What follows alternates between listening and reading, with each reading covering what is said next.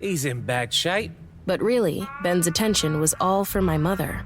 She's married, and if you call her a rude name, she'll shoot you with her pretty pink gun, and I'll spit on your grave. Ben, meet Mercy's mother, Margie. Ben paled. I didn't think he was used to meeting mothers. I know. She looks like my younger, better-looking sister. Mom, this is Ben. Ben is a werewolf from England, and he has a foul mouth when Adam's not around to ride herd on him.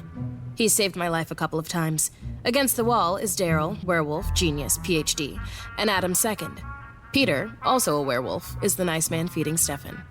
And after that, the awkwardness set in. Daryl wasn't talking. Ben kept his head down and his mouth shut.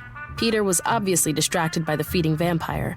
Adam was staring at Stefan with a worried frown. He knew what Stefan's first words had meant too, but he couldn't talk to me about it in front of my mom until I did. And I wasn't going to let her know that Marsilia and her vampires were after me unless I had to. Mom wanted to ask me about the incident last week, about Tim and how he died. But she wouldn't ask me about anything until everyone else was gone.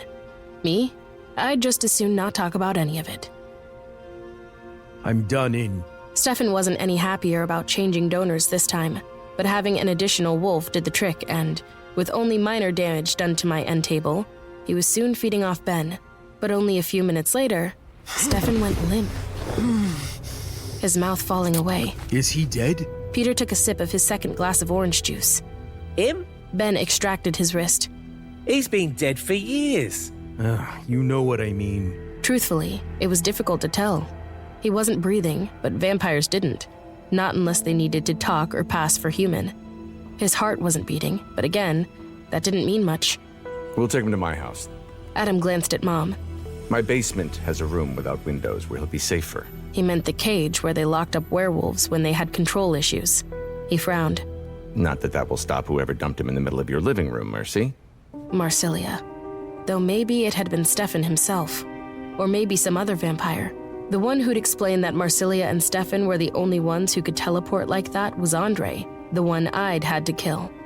Hard to trust his information too far. I'll be careful, but you have to be careful too. There was a vampire watching the back of the house when I was out talking to Amber. Who's Amber? Charlotte's friend Amber from college? I nodded. She read about... I've apparently made national news. She decided that she should look me up to check into her haunted house. That sounds like Amber. Char and Amber had spent a number of weekends at my parents' house in Portland while I was in college. She always was self-centered, and I don't suppose that would change. Though why would she think that you could help her with a haunted house? To keep listening to this audiobook for free, click the link in the description. It will take you to a free Audible trial where you can listen to this and many other books for free for 30 days.